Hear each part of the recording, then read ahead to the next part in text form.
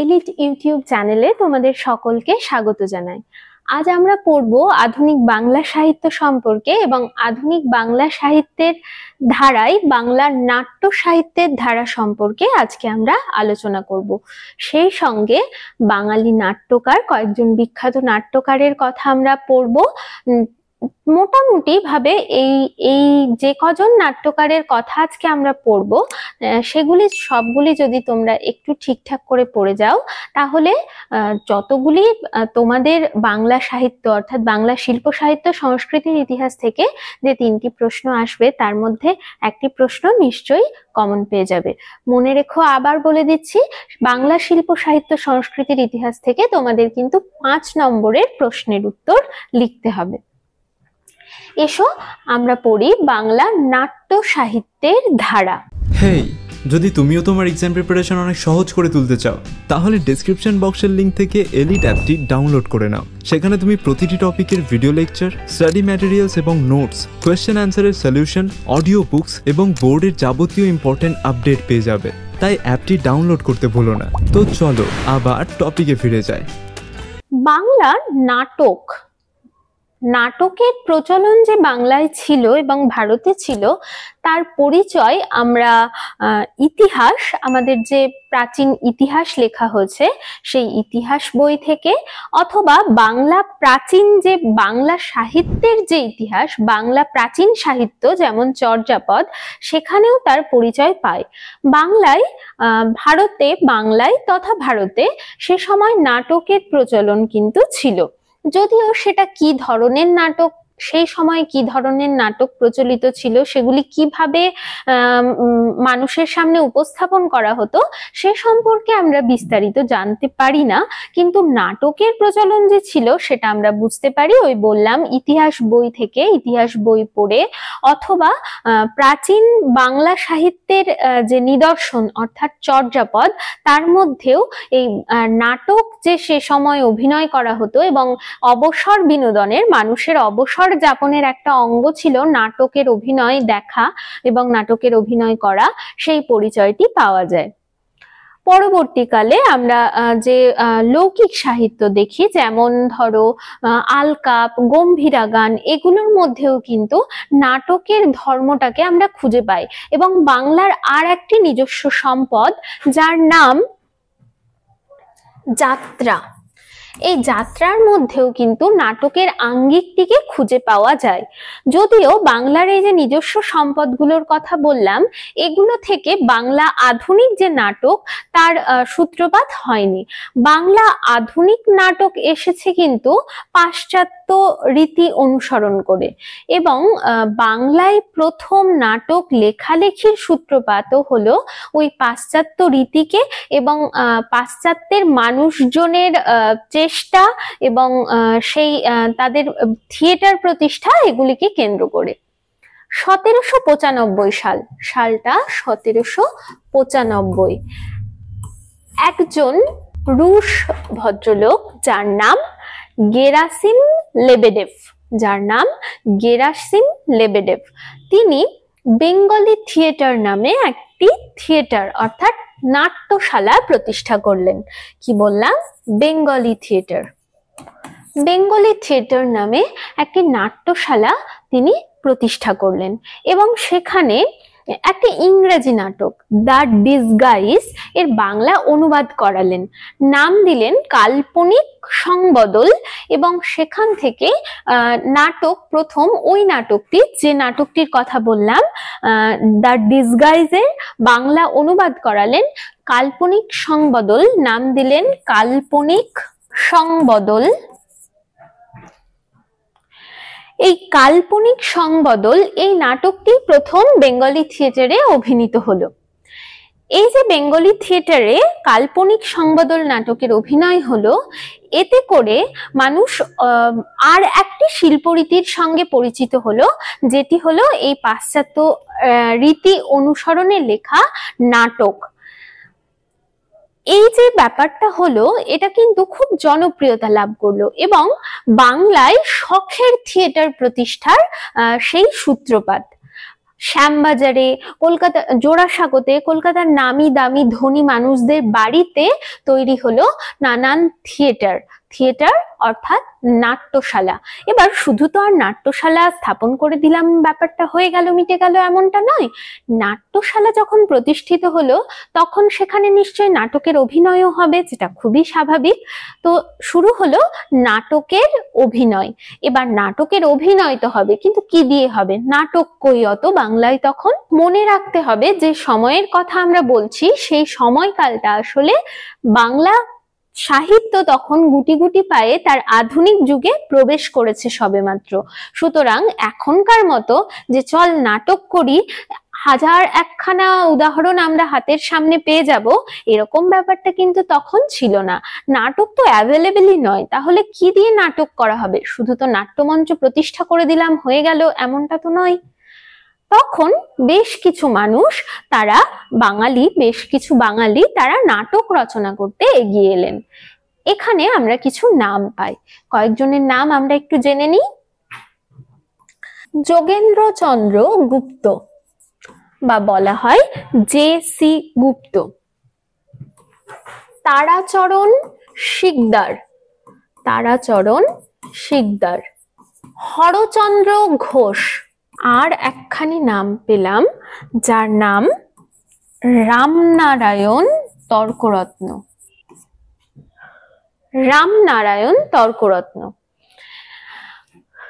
যোগেন্দ্রচন্দ্র গুপ্ত রচনা করলেন কীর্তিবিলাস। এই কীর্তিবিলাস বাংলা সাহিত্যে লেখা প্রথম বিয়োগান্ত নাটক।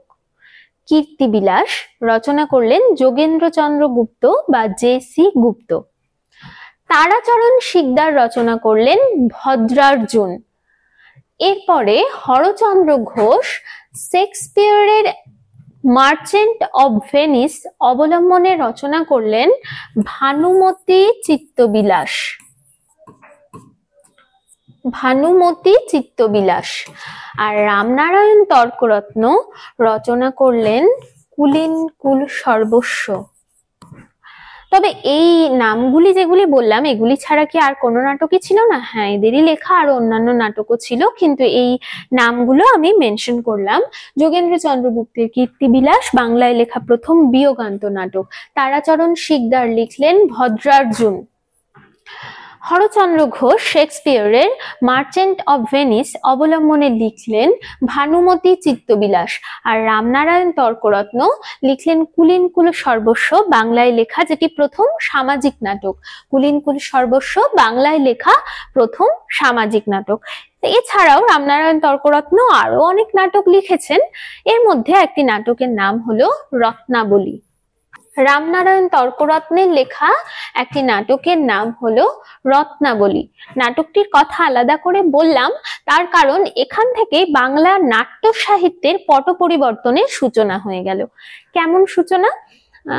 মাইকেল মধুসূদন দত্ত ঘটনাচক্রে তখন বাংলায়। মাইকেল মধুসূদন দত্ত তোমরা জানো, তিনি ইংরেজি সাহিত্য রচনা করবেন। ইংরেজি সাহিত্য রচনা করে তিনি বিখ্যাত হবেন, এই জন্য এই ভেবে তিনি বিদেশে চলে গিয়েছিলেন। পরবর্তীকালে তিনি আবার বাংলায় ফিরে আসেন এবং বাংলা সাহিত্য রচনা করে তিনি আমাদের মধ্যে অমর হয়ে রয়েছেন। তো এই মাইকেল মধুসূদন দত্ত ঘটনাচক্রে তখন বাংলায়। মাইকেল মধুসূদন দত্ত রামনারায়ণ তর্করত্নের লেখা রত্নাবলী নাটকের অভিনয় দেখতে গেছেন। রত্নাবলী নাটকের অভিনয় হবে, তো সেই রত্নাবলী নাটকের অভিনয় দেখতে গেলেন। রত্নাবলী নাটকের অভিনয় দেখে তিনি খুবই হতাশ হলেন এবং তিনি বললেন, অলিক্কু নাট্যরঙ্গে মজে লোকে রাধে বঙ্গে নিরখিয়া প্রাণে নাহি সয়। অলিক্কু নাট্যরঙ্গে মজে লোকে রাধে বঙ্গে নিরখিয়া প্রাণে নাহি সয়। এবং এই যে অতৃপ্তি এবং হতাশা বাংলা নাটক দেখে, সেখান থেকে তিনি নাটক রচনা করতে এলেন। বাংলা ভাষায় প্রথম নাটক রচনা করতে এলেন তিনি, এবং প্রথম যে নাটক রচনা করলেন সেটা দিয়ে বাংলা নাট্য সাহিত্যের ধারার পট পরিবর্তন হয়ে গেল।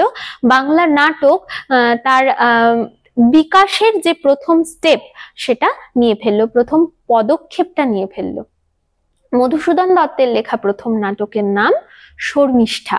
বাংলায় লেখা মধুসূদন দত্তের লেখা প্রথম নাটক, যার নাম হলো শর্মিষ্ঠা। এরপরে মধুসূদন দত্তের পরে দীনবন্ধু মিত্র, বাংলা সাহিত্যের আর একজন নামকরা নাট্যকার, যার কথা না বললে বাংলা নাটকের যে ধারা, সেই ধারাটাই পুরো অসম্পূর্ণ থেকে যায়। তার নাম গিরিশ ঘোষ। এলেন DL রায় অর্থাৎ দ্বিজেন্দ্রলাল রায়। রবীন্দ্রনাথ ঠাকুর পরবর্তীকালে এলেন বিজন ভট্টাচার্য, তারও আগে এলেন মন্মথ রায়, তুলসী লাহিড়ী, তারপরে বিজন ভট্টাচার্য পরবর্তীকালে মনোজ মিত্র, শম্ভু মিত্র, এলেন বাদল সরকার ইত্যাদি প্রমুখ জনপ্রিয় নাট্যকার। এই হলো বাংলা নাট্য সাহিত্যের ধারা। এবার আমরা এক এক করে বাংলার বিখ্যাত কয়েকজন নাট্যকার সম্পর্কে পড়ব। প্রথমেই আমরা পড়ব মধুসূদন দত্ত সম্পর্কে। মাইকেল মধুসূদন দত্ত, যিনি বাংলা ওই রামনারায়ণ তর্করত্নের রত্নাবলী নাটকের অভিনয় দেখতে গিয়ে হতাশ হলেন এবং নিজে নাটক রচনা করার সিদ্ধান্ত নিলেন। তিনি লিখলেন তার প্রথম নাটক শর্মিষ্ঠা। 1859 খ্রিস্টাব্দে এটি প্রকাশিত হয়েছিল। শর্মিষ্ঠা নাটক 1859 খ্রিস্টাব্দে প্রকাশিত হয়েছিল। এই শর্মিষ্ঠা নাটকটি মাইকেল মধুসূদন দত্ত মহাভারতের কাহিনী, আদি পর্বের কাহিনী অবলম্বনে রচনা করলেন। শর্মিষ্ঠা, দেবযানী এবং যযাতিকে কেন্দ্র করে। পরবর্তী নাটকের নাম পদ্মাবতী এবং এই নাটকটি গ্রিক পুরাণের অ্যাপল অফ ডিসকর্ড এর কাহিনী অবলম্বনে রচিত হলো। শচী, রতি, মুরজা এই তিনজনকে নিয়ে রচিত হলো পদ্মাবতী নাটক, যেটি গ্রিক পুরাণের অ্যাপল অফ ডিসকর্ড এর গল্প অবলম্বনে রচিত। লিখলেন কৃষ্ণকুমারী নাটক, যেটি বাংলা সাহিত্যের একটি অন্যতম উল্লেখযোগ্য নাটক এবং বাংলা সাহিত্যের একটি উল্লেখযোগ্য ট্র্যাজিক নাটক কৃষ্ণকুমারী, যেটি টডের রাজস্থান সম্পর্কিত বিবরণী, সেখান থেকে কাহিনীটি গৃহীত হয়েছিল। এছাড়াও তিনি মাইকেল মধুসূদন দত্ত নাটক লিখেছেন, যার নাম মায়া কানন। লিখেছেন প্রহসন।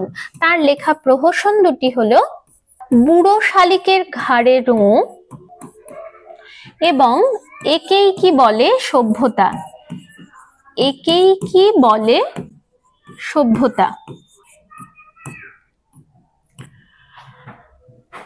তাহলে মাইকেল মধুসূদন দত্তের লেখা নাটক এবং প্রহসনের নাম আমরা জানলাম। এবার নাট্যকার হিসেবে মাইকেল মধুসূদন দত্তের কৃতিত্ব আমরা জেনে নিই। মাইকেল মধুসূদন দত্ত প্রথম নাট্যকার, যিনি বাংলা সাহিত্যে সার্থক নাটক রচনা করলেন শর্মিষ্ঠা নাটক রচনার মধ্যে দিয়ে। মাইকেল মধুসূদন দত্ত পাশ্চাত্য নাটকের রীতি এবং সংস্কৃত নাটকের রীতি দুটিকেই গ্রহণ করলেন এবং তার মেলবন্ধনে যথার্থ বাংলা নাটকের সৃষ্টি করলেন। তিনি যেমন শর্মিষ্ঠা, পদ্মাবতী, কৃষ্ণকুমারী ইত্যাদি নাটক লিখলেন, তেমনি লিখলেন প্রহসন। তার লেখার মধ্যে তার মাইকেল মধুসূদন দত্তের সামনে খুব একটা বেশি নিদর্শন, নাটকের উৎকৃষ্ট নাটকের নিদর্শন কিন্তু ছিল না, বাংলা নাটকের নিদর্শন। সুতরাং তার নাটকগুলির মধ্যেও যে কোনো ত্রুটি বিচ্যুতি নেই, ব্যাপারটা কিন্তু এরকম নয়।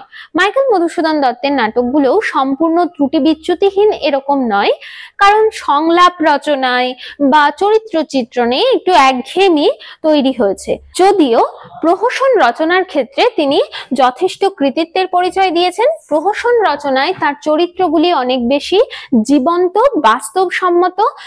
সেখানে তিনি প্রহসন রচনার ক্ষেত্রে তিনি একজন অত্যন্ত সচেতন, সমাজ সচেতন নাট্যকার।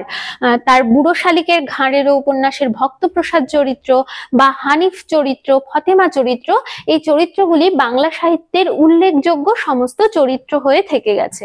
তাহলে বললাম যে মাইকেল মধুসূদন দত্তের নাটক বিচ্যুতি, একেবারে ত্রুটি বিচ্যুতিহীন এরকম নয়।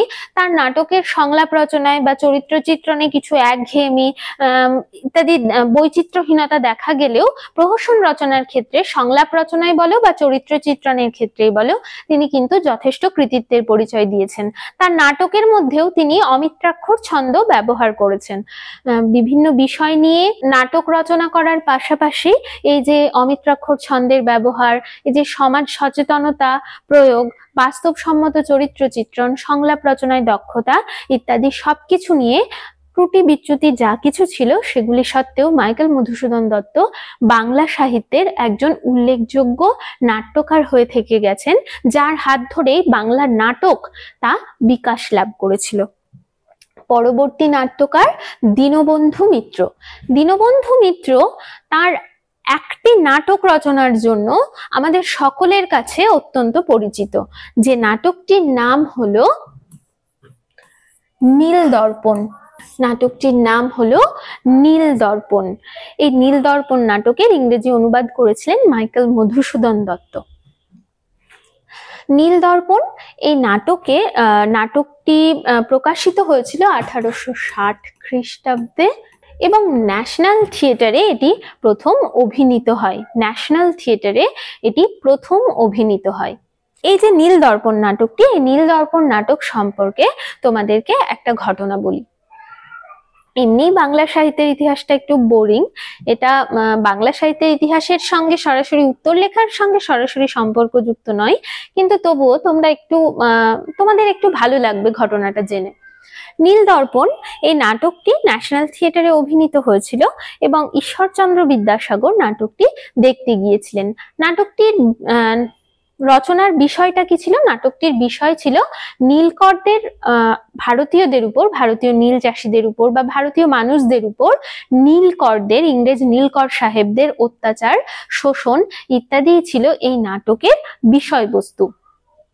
তো এই নীল দর্পণ নাটক দেখতে গিয়েছেন ঈশ্বরচন্দ্র বিদ্যাসাগর এবং মঞ্চে অভিনয় করছিলেন প্রবাদ প্রতিম নাট্য ব্যক্তিত্ব যার নাম অর্ধেন্দু শেখর মুস্তাফি।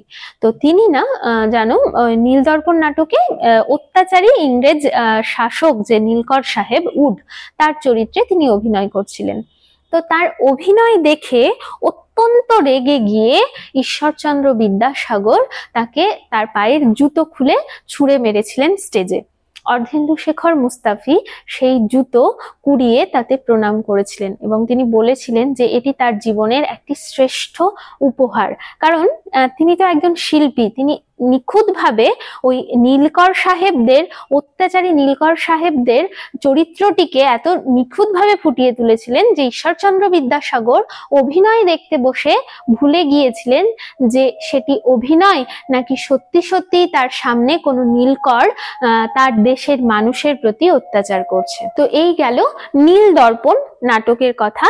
নীল দর্পণ নাটকটি রচিত হয়েছিল নীলকর সাহেবদের অত্যাচার, বাংলার নীল চাষীদের দুঃখ দুর্দশা, বাংলার মানুষের দুঃখ দুর্দশা, নীলকর সাহেবেরা কিভাবে বাংলার মানুষের উপর অত্যাচার করত, এই সমস্ত কিছুর উপর ভিত্তি করে।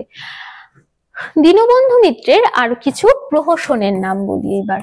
যদিও তিনি এই সামাজিক নাটকের পাশাপাশি রোমান্টিক নাটকও লিখেছেন, যেমন কমলে কামিনী, তবে তার প্রহসন, তার এই সামাজিক নাটক নীল দর্পণ এবং প্রহসনগুলি অত্যন্ত বিখ্যাত। যেমন তার প্রহসনের মধ্যে সধবার একাদশী, বিয়ে পাগলা বুড়ো, জামাই বারিক ইত্যাদি উল্লেখযোগ্য। সধবার একাদশী এই প্রহসনটি প্রকাশ করার জন্য দীনবন্ধু মিত্রের বন্ধু বঙ্কিমচন্দ্র চট্টোপাধ্যায় নাকি দীনবন্ধু মিত্রকে বারণ করেছিলেন। ভাগ্যিস দীনবন্ধু মিত্র বন্ধুর বারণ শোনেননি, না হলে বাংলা সাহিত্য তার একটি উৎকৃষ্ট প্রহসন থেকে বঞ্চিত হতো।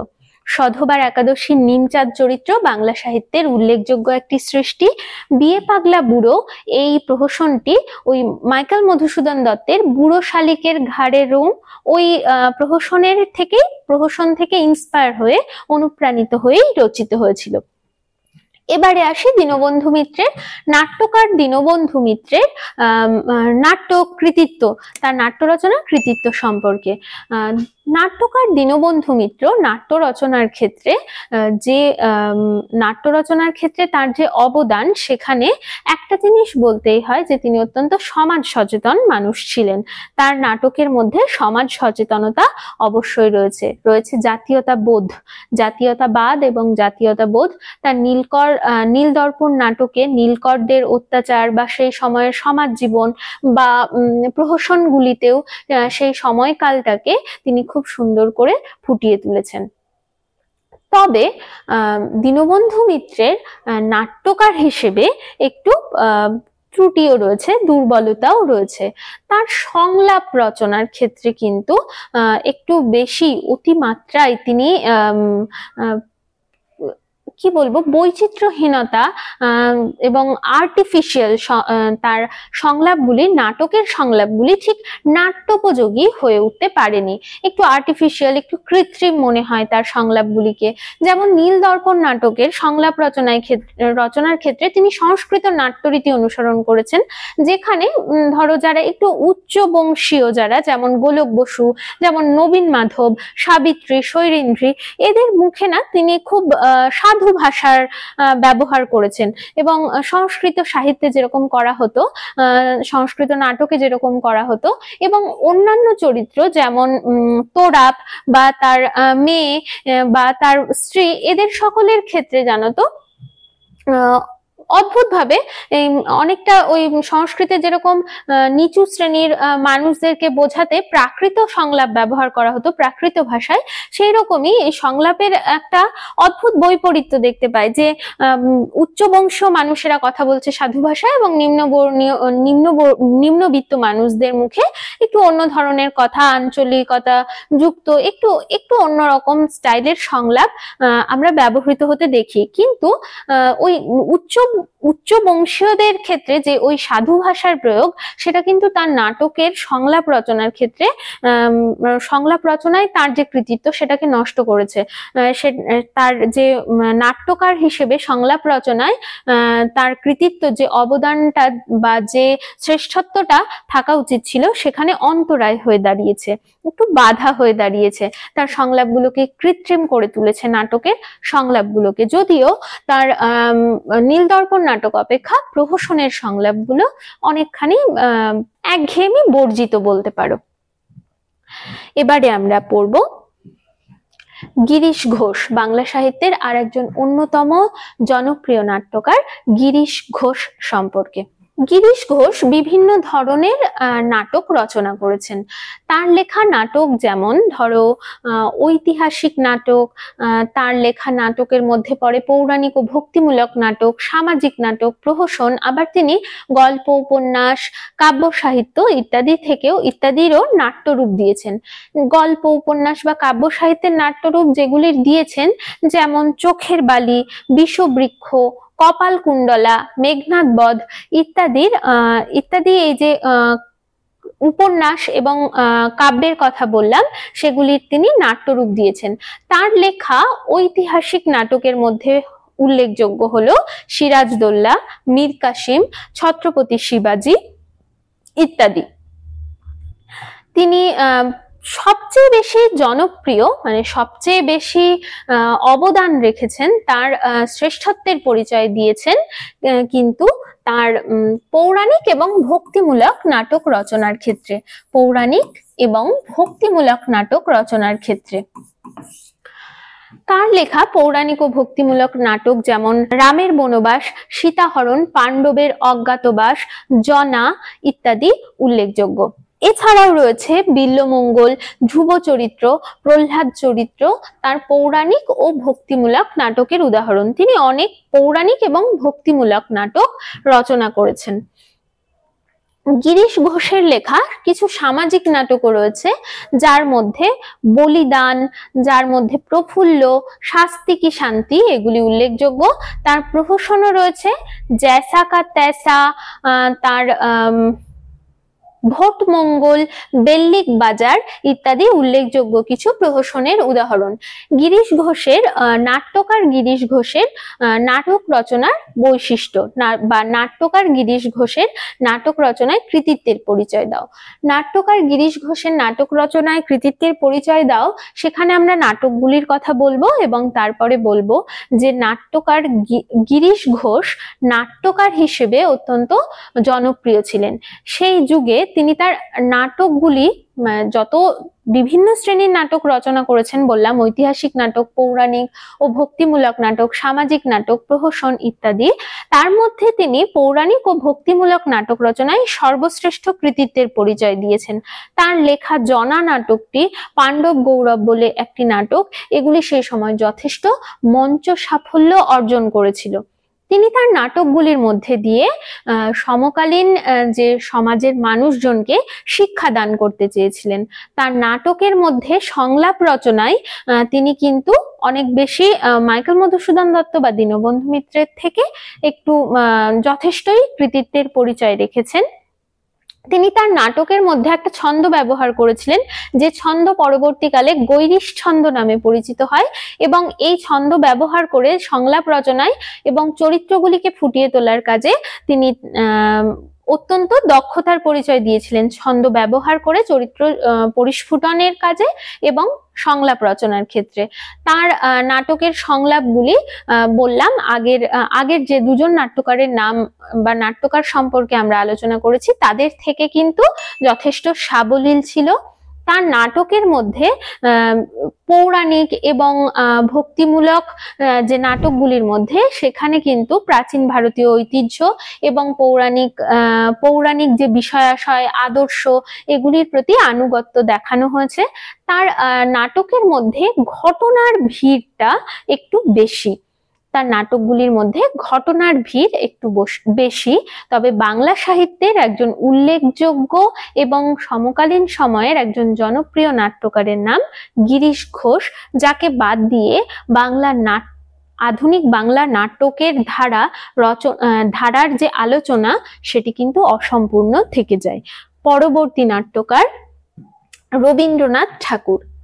রবীন্দ্রনাথ ঠাকুর তোমাদের আগেই বলেছি যে বাংলা কাব্য, কবিতা, প্রবন্ধ, উপন্যাস, ছোট গল্প, নাটক, যাই বলো না কেন, এই একটি মানুষের অবদান কিন্তু আমাদের বাংলা সাহিত্যে এই মানুষটির অবদান না থাকলে বাংলা সাহিত্য এতখানি উর্বর, এতখানি সমৃদ্ধ, এতখানি সম্পূর্ণতা পেত কিনা সে বিষয়ে সন্দেহ রয়েছে। রবীন্দ্রনাথ ঠাকুরও তার নাটক রচনার ক্ষেত্রে বিভিন্ন বিষয়ের উপর নাটক রচনা করেছেন। তার নাটকগুলির মধ্যে রয়েছে কাব্যনাট্য, রয়েছে নৃত্যনাট্য। তার নাটক প্রচলিত ধারার নাটক লিখেছেন, আবার রূপক নাটক লিখেছেন। তিনি বেশ কিছু রূপক নাটক লিখেছেন। তিনি হাস্যরসাত্মক মানে কৌতুক রস সম্পন্ন কিছু নাটকও লিখেছেন। এবারে এক এক করে নাটকগুলির কথায় আসি। কাব্যনাট্য যেমন বাল্মীকি প্রতিভা, কালমৃগয়া ইত্যাদি উল্লেখযোগ্য। নৃত্যনাট্য, তার নৃত্যনাট্যগুলির মধ্যে উল্লেখযোগ্য বললাম শ্যামা, চণ্ডালিকা, চিত্রাঙ্গদা ইত্যাদি। প্রচলিত ধারার নাটক, প্রচলিত রীতির নাটক যেমন রাজা রানী, বিসর্জন ইত্যাদি। এছাড়াও লিখেছেন কৌতুক নাট্য। কৌতুক নাটকের মধ্যে গোড়ায় গলদ, বৈকুণ্ঠের খাতা, গোড়ায় গলদ, বৈকুণ্ঠের খাতা, চিরকুমার সভা অত্যন্ত উল্লেখযোগ্য। আর সবচেয়ে শ্রেষ্ঠত্বের পরিচয় নাটক রচনার ক্ষেত্রে রবীন্দ্রনাথ ঠাকুর যে শাখাটিতে রেখেছেন সেটি হলো রূপক নাটক, রূপক সাংকেতিক নাটক বা রূপক নাটক, যেটি বলো না কেন তোমরা। এবং সেখানে কিছু উল্লেখযোগ্য নাম, মানে বাংলা নাট্য সাহিত্যের জগতে কিছু উল্লেখযোগ্য নামের সঙ্গে আমরা পরিচিত হই, কিছু উল্লেখযোগ্য নাটকের সঙ্গে আমরা পরিচিত হই। যেমন রূপক নাটক বা বলতে পারো রূপক সাংকেতিক নাটক রাজা, ডাকঘর, অচলায়তন, মুক্তধারা, রক্তকরবী, শারদোৎসব ইত্যাদি। এবার বাংলা নাটক রচনার ক্ষেত্রে রবীন্দ্রনাথ ঠাকুরের অবদান আলোচনা করি। বাংলা নাটক রচনার ক্ষেত্রে রবীন্দ্রনাথ ঠাকুর ওই যে রঙ্গমঞ্চে অভিনয় বা নাট্যমঞ্চে অভিনয় রমরমার যুগে এমন এক ধরনের নাটকের সঙ্গে বাঙালি পাঠককে পরিচিত করালেন, তাতে তিনি বুঝিয়ে দিলেন যে নাটক একটা খুব সূক্ষ্ম এক ধরনের শিল্পরূপ, মানে নাটক যে একটা উচ্চ মানের শিল্প সেটা সম্পর্কে তিনি বাঙালি পাঠককে পরিচয় করালেন। তার রূপক সাংকেতিক নাটক বলো বা কৌতুক নাটক বলো, তার কৌতুক নাটকগুলির মধ্যে যেমন গোড়াই গলদ, বৈকুণ্ঠের খাতা, চিরকুমার সভা, এই নাটকগুলিতে যে হাস্যরস, সূক্ষ্ম হাস্যরস সৃষ্টি করলেন, এর মধ্যে দিয়ে নাটককে তিনি একটা আলাদাই শিল্পের পর্যায়ে নিয়ে গেলেন। রবীন্দ্রনাথ ঠাকুরের নাটক রচনায় আর একটি উল্লেখযোগ্য অবদান হলো ঠাকুরদা চরিত্রের সৃষ্টি। যে ঠাকুরদা চরিত্রকে আমরা ডাকঘর নাটকে দেখতে পাই, সেই ঠাকুরদাকে আমরা অচলায়তনে দাদা ঠাকুর হিসেবে দেখি, মুক্তধারায় আমরা দেখি ধনঞ্জয় বৈরাগীকে প্রভৃতি। রবীন্দ্রনাথ ঠাকুর নাটক রচনার ক্ষেত্রে সংলাপ রচনাতেও কৃতিত্বের পরিচয় দিয়েছেন। সংলাপ রচনার ক্ষেত্রে তার রূপক সাংকেতিক নাটকগুলিতে রচিত সংলাপগুলি নাটককে এত সুন্দর ব্যঞ্জনায় ব্যঞ্জিত করেছে যে তা আমাদের অবাক করে। আবার চরিত্র চিত্রণ, রূপক সাংকেতিক নাটক বলো বা প্রচলিত রীতির নাটক অথবা কৌতুক নাট্য যাই বলো না কেন, সেগুলোর চরিত্র চিত্রণেও কিন্তু তিনি অসামান্য দক্ষতার পরিচয় দিয়েছেন। রূপক সাংকেতিক নাটকগুলি যতই একটা ইন্দ্রিয়ের বাইরের একটা বিষয়কে উপস্থাপন করুক না কেন, সেই উপলব্ধির জগৎকে উপস্থাপন করুক না কেন, তবুও নাট্যদ্বন্দ্ব সৃষ্টিতে বা নাটকের ক্লাইম্যাক্স তৈরিতে, এইগুলোর ক্ষেত্রে কিন্তু এই চরিত্রগুলি, প্রত্যেকটি নাটকের চরিত্রগুলি সৃষ্টি করার ক্ষেত্রে রবীন্দ্রনাথ ঠাকুর অত্যন্ত কৃতিত্বের পরিচয় রেখেছেন। নেক্সট, দ্বিজেন্দ্রলাল রায় বা ডিএল রায়, বাংলা সাহিত্যের আর একজন উল্লেখযোগ্য নাট্যকার যার নাম দ্বিজেন্দ্রলাল রায়। তিনি বহু নাটক লিখেছেন, তবে দ্বিজেন্দ্রলাল রায়ের লেখা যে নাটকগুলি সর্বাধিক জনপ্রিয়তা লাভ করেছিল সেগুলি হলো ঐতিহাসিক নাটক। তার লেখা বিখ্যাত কিছু ঐতিহাসিক নাটক যেমন মেবার পতন, শাহজাহান, নূরজাহান, তারাবাই, মেবার পতন, শাহজাহান, নূরজাহান, তারাবাই, চন্দ্রগুপ্ত ইত্যাদি। কিছু পৌরাণিক নাটক লিখেছেন। তার লেখা পৌরাণিক নাটকগুলির মধ্যে উল্লেখযোগ্য হলো ভীষ্ম, সীতা, পাষাণী ইত্যাদি। তিনি সামাজিক নাটক লিখেছেন যেমন পরপারে, বঙ্গনারী। কিছু প্রহসন রচনা করেছেন যেমন কল্কি অবতার, যেমন আনন্দ বিদায় ইত্যাদি। এবারে আসি দ্বিজেন্দ্রলাল রায়ের নাটক রচনার বৈশিষ্ট্য সম্পর্কে। দ্বিজেন্দ্রলাল রায় ঐতিহাসিক নাটক রচনার ক্ষেত্রে তার সর্বাধিক কৃতিত্বের পরিচয় দিয়েছেন। দ্বিজেন্দ্রলাল রায়ের লেখা নাটকে আগের যে নাট্যকারেরা ছিলেন, দীনবন্ধু মিত্র, মধুসূদন দত্ত, এদের সংলাপ রচনার যে একঘেয়েমি বা বৈচিত্র্যহীনতা সেটাকে তিনি দূরে সরিয়ে দিতে পেরেছেন এবং নাটকের সংলাপকে তিনি নাটকের উপযুক্ত সংলাপকে তিনি নাট্য সাহিত্যে নিয়ে এসেছেন। তার রচিত নাটকগুলিতে গানগুলি ব্যবহারের ক্ষেত্রে তিনি যথেষ্ট দক্ষতার পরিচয় রেখেছেন। তার নাটকগুলির ক্ষেত্রে তিনি চরিত্র চিত্রণের ক্ষেত্রেও যথেষ্ট কৃতিত্বের পরিচয় দিয়েছেন। নাটকে পঞ্চাঙ্গ রীতি অনুসরণ করেছেন। স্থান, কাল এবং সময়ের যে ঐক্য, নাটকে তিনটি জিনিসের ঐক্য রক্ষা করে চলা একটা রীতি প্রচলিত ছিল, সেই রীতি সেটি হলো স্থান, কাল এবং সময়ের ঐক্য।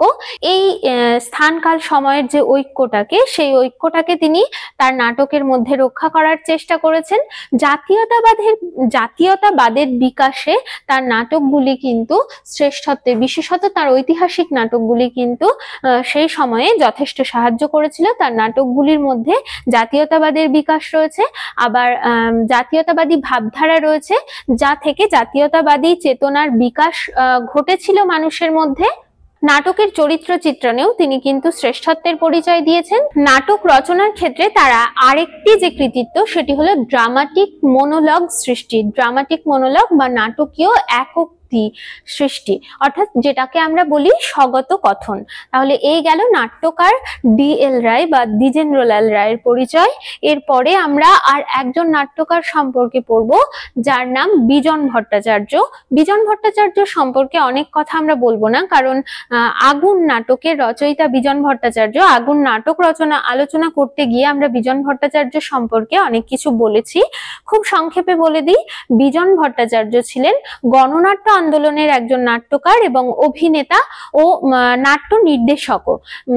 এই যে পৌরাণিক নাটক বা ঐতিহাসিক নাটক, এগুলির একটা সময়ে প্রথম বিশ্বযুদ্ধের অভিঘাত, বিভিন্ন প্রাকৃতিক দুর্যোগ, পাল্টে যাওয়া সমাজ ব্যবস্থা, এই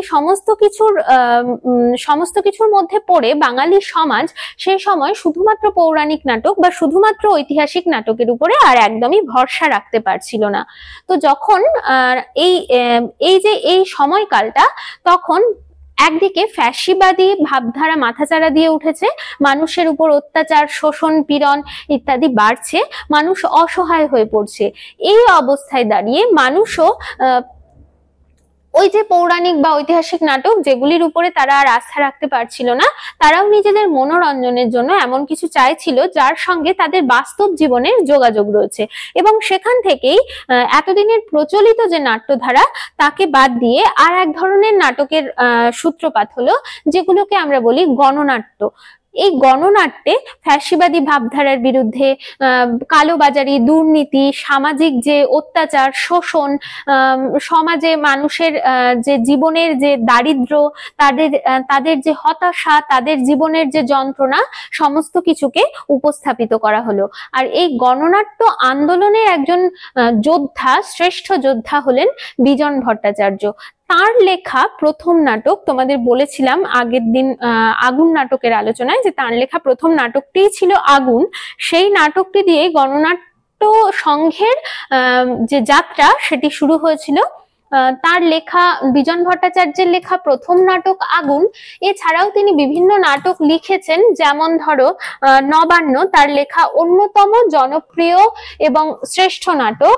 এছাড়া রয়েছে গোত্রান্তর, কলঙ্ক, গোত্রান্তর, কালান্তর, দেবী গর্জন ইত্যাদি বহু নাটকের রচয়িতা বিজন ভট্টাচার্য। বিজন ভট্টাচার্যের নাটক রচনার ক্ষেত্রে তার নাট্য রচনার নাট্যকার হিসেবে তার কৃতিত্ব যদি বলতে যাও, তাহলে এক তো তিনি সেই সময়ের ফ্যাসিবাদ বিরোধী মানসিকতাকে নাটকের মধ্যে নিয়ে এলেন। নাটকের মধ্যে সাধারণ নিম্নবিত্ত জীবনের দুর্দশা, তাদের দুঃখ, তাদের ভাঙা গড়া সমস্ত কিছুকে তুলে ধরলেন। সমকালীন সমাজ ব্যবস্থায় যে কালোবাজারি, যে দুর্নীতিগুলি মানুষের মধ্যে একেবারে মানুষের মধ্যে, সমাজের মধ্যে ছড়িয়ে পড়েছিল, সেই বিষয়গুলিকে তার নাটকের মধ্যে নিয়ে এসেছেন। তবে তার নাটকের মধ্যে এই যে দুর্দশা, দুঃখ, দারিদ্র্যের চিত্রটাই কিন্তু প্রধান হয়ে নেই। তার নাটকের মধ্যে আছে একটা প্রতিবাদ এবং প্রতিরোধের কথা, যেখানে মানুষজনকে এই আশাবাদী মন্ত্রে দীক্ষিত করে সমস্ত প্রতিকূলতাকে কাটিয়ে সেখান থেকে, সেই সমস্ত দুঃখ দুর্দশা থেকে উত্তরণের পথটিকেও নাট্যকার বলে দিয়েছেন। নাট্যকার সংলাপ রচনার ক্ষেত্রে অভিনবত্ব দেখিয়েছেন। তার সংলাপগুলি চরিত্রের উপযোগী এবং আরো একটি বিষয় হলো, এখানে তার নাটকগুলির মধ্যে একজন কোনো প্রধান চরিত্রের বদলে জনসমষ্টিকে কিন্তু বেশি গুরুত্ব দেওয়া হয়েছে। সকলের নাটক হয়ে উঠেছে। বিজন ভট্টাচার্যের নাটকগুলি শুধু একটি প্রধান চরিত্র নির্ভর নাটক নয়, নাটকগুলি যেন জনগণের, সকলের নাটক হয়ে উঠেছে। এই গেল আমাদের আজকের বাংলা নাট্য সাহিত্যের ধারায় বিভিন্ন নাট্যকার সম্পর্কিত আলোচনা। আমাদের এলিট অ্যাপের মধ্যে তোমরা এই যে 7 জনের বা 6 জন নাট্যকার সম্পর্কে আমরা পড়লাম, তারা ছাড়াও তুলসী লাহিড়ী বা উৎপল দত্ত, এদের এই সম্পর্কিত নোটস পত্র পেয়ে যাবে। তোমাদের যাবতীয় সমস্ত প্রশ্নোত্তর এলিট অ্যাপে দিয়ে দেওয়া হবে। ডেসক্রিপশন থেকে তোমরা এলিট অ্যাপটা ডাউনলোড করে নিতে পারবে। আমাদের আলোচনা বাংলা সাহিত্যের ইতিহাস, শিল্প সাহিত্য সংস্কৃতির ইতিহাস, তোমাদের প্রথম সেমিস্টারের আলোচনা প্রায় শেষের দিকে। আবার বলে দিই, শিল্প সাহিত্য সংস্কৃতি থেকে 5 নম্বরের প্রশ্ন থাকবে এবং যতগুলি টপিক তোমাদের পড়তে বলা আছে তার মধ্যে থেকে 3টি প্রশ্ন থাকবে। আমরা এখানে যা আলোচনা করছি সেগুলি যদি তোমরা মোটামুটি ভাবে পড়ে যাও ঠিকঠাক করে, তাহলে আশা করি 5 নম্বরের একটা প্রশ্নের উত্তর লিখতে তোমাদের অসুবিধে হবে না। সকলে ভালো থেকো, পরবর্তী ক্লাসে আবার দেখা হবে। এই ধরনের এডুকেশনাল ভিডিও আরও দেখতে চ্যানেলটিকে সাবস্ক্রাইব করে এলিট পরিবারের মেম্বার হয়ে যাও। Thank you so much and always remember, knowledge worth sharing.